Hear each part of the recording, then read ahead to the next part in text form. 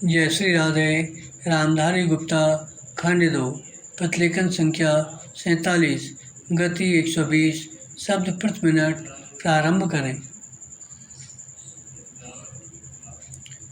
महोदय, इस उपग्रह पर मानव अस्तित्व को बनाए रखने के लिए सबसे पहले आवश्यक है कि ऐसे विकास कार्यों को जारी रखा जाए जो सामाजिक न्याय पर आधारित हों और जिन्हें न्यायपालिका का समर्थन प्राप्त हो। अन्यथा पर्यावरणीय प्रदूषण के कारण न तो पीने के लिए साफ पानी मिलेगा और न श्वास लेने के लिए शुद्ध वायु और न ही आश्रय देने वाले वृक्ष ही रहेंगे।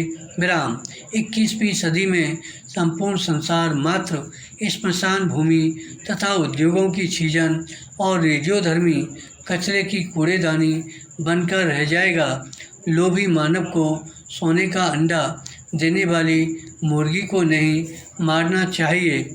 वायु, जल, वनस्पतियाँ और पशु पक्षी मनुष्य जाति के अस्तित्व के अभिन्न अंग हैं जिन पर उसका भविष्य निर्भर करता है। सार्वभौमिक न्याय का यही मूल तत्व है जिसे राष्ट्रीय और अंतर्राष्ट्रीय कानूनों का रूप दिया जाना चाहिए।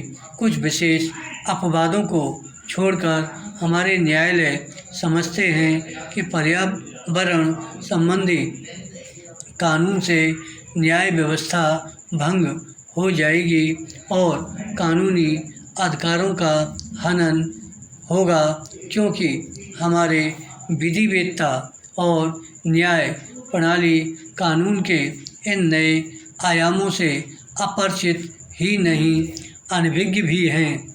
यह अधिनियम काफ़ी व्यापक है और इसमें विभिन्न प्रकार के जल स्रोतों को शामिल किया गया है। अधिनियम में केंद्रीय और राज्य प्रदूषण निवारण एवं नियंत्रण मंडलों को स्थापना का प्रावधान किया गया है जो स्वायत्त निकायों के रूप में कार्य करेंगे।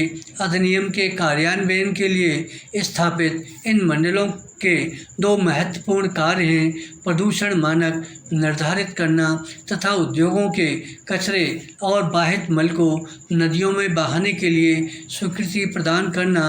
केंद्रीय प्रदूषण नियंत्रण मंडल केंद्र सरकार और राज्यों के प्रदूषण नियंत्रण मंडल राज्य सरकारों के लिखित निर्देशों का पालन करने के लिए बाध्य होंगे। राज्य में प्रदूषण नियंत्रण मंडल द्वारा निर्धारित मानकों का अतिक्रमण और सहमति की शर्तों का उल्लंघन करने वालों को कठोर दंड देने का प्रावधान किया गया है।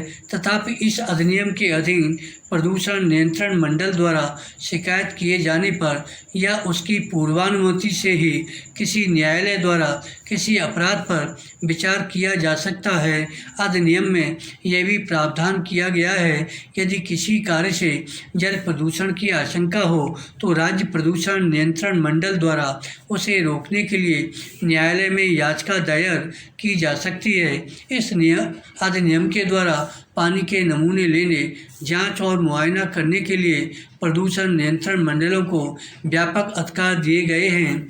केंद्र सरकार द्वारा केंद्रीय जल प्रयोगशाला और राज्यों में राज्य स्तरीय जल प्रयोगशालाओं की स्थापना और विशेषज्ञों की नियुक्ति का भी प्रावधान इस अधिनियम में किया गया है। बाहित मल और उद्योगों के कचरे से होने वाले जल प्रदूषण को रोकने के लिए आवश्यक उपाय स्वयं करने का अधिकार भी राज्य प्रदूषण नियंत्रण मंडलों को दिया गया है। यह अधिनियम लगभग ब्रिटिश अधिनियम की नकल है और प्रदूषण फैलाने वाले या उससे प्रभावित समुदाय दोनों पर इसका कोई असर नहीं पड़ा। विराम। धन्यवाद।